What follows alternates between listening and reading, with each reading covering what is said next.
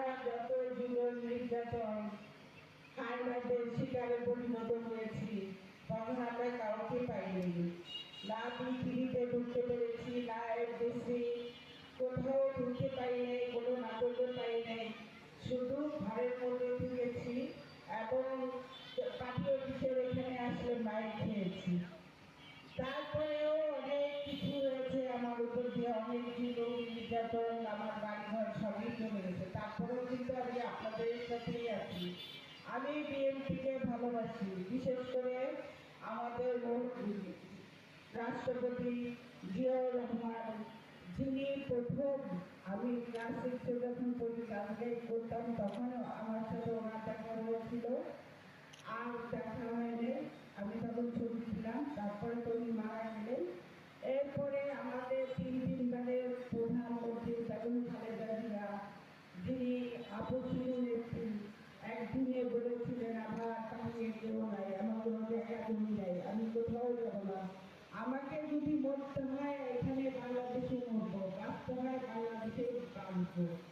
তেমনি আমারও কথা, আমারও কিন্তু বাহিরে অনেকেই আছে, অনেক আত্মীয় স্বজন আছে, বোন আছে, কিন্তু আমি বাহিরে যেতে চাই না। আমি বাংলাদেশকে ভালোবাসি, বাংলাদেশের লোকজনকে ভালোবাসি, সবাইকে ভালোবাসি আমি, বিশেষ করে আমাদের সবাইকে। তো আমিও বাংলাদেশের মধ্যে, বাংলাদেশ আমার দেশ। আমি বেগম খালেদা জিয়াকে ভালোবাসি, উনি আমাদের মা। ওনার জন্য আমার ভাইয়ের চাকরি চলে গেছে, আমার শারীরিক অবস্থা খুবই খারাপ, আমাকে অনেক মেরেছে পুলিশ, আমার গায়ে জড়ো নিয়ে গেছে। তারপরে আমি বিএনপিকে ভালোবাসি। তারুণ্যের অহংকার, আমাদের রাষ্ট্রনায়ক তারেক রহমান, তাকে আমাদের সবাইকে ভালোবাসতে হবে এবং তার সব কাজগুলি আমাদের করতে হবে। সেই কাজগুলি কি আপনারা বলেন তো? 31 দফা, সেই কাজগুলি করতে হবে আপনাদেরকে এবং ওনাকে ভালোবাসতে হবে। উনি যা বলে গেছেন, পথে পথে, দোকানে দোকানে, বাসায় বাসায়, পাড়ায় মহল্লায়, সব জায়গায় 31 দফাকে বাস্তবায়ন করতে হবে আমাদের।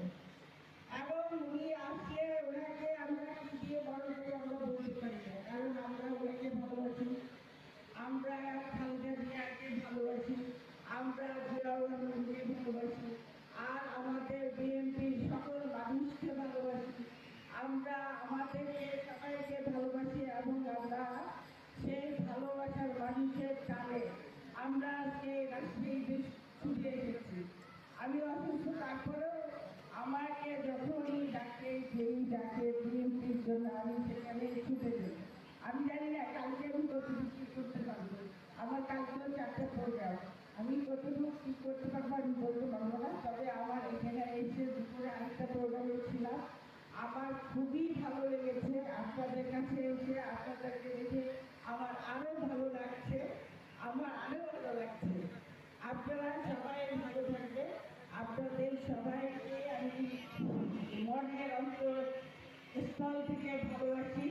আমাকে দোয়া করবেন সবাই, আমি যেন আরো আরো আরো বেশি করে। আহ্বায়ক জনাব আবু সাইদ চান ভাই, হয়তো চান ভাই আরও অল্প কিছুক্ষণের মধ্যে আসবেন, এবং মঞ্চে উপবিষ্ট জাসাসের নেতৃবৃন্দ এবং সামনে আছেন আমাদের 1 নম্বর কাপাসিয়া 1 নম্বর ওয়ার্ডের কর্মী ভাইরা, আসসালামু আলাইকুম। আপনারা জানেন বাংলাদেশ জাতীয়তাবাদী দল, তার অঙ্গ সংগঠন এই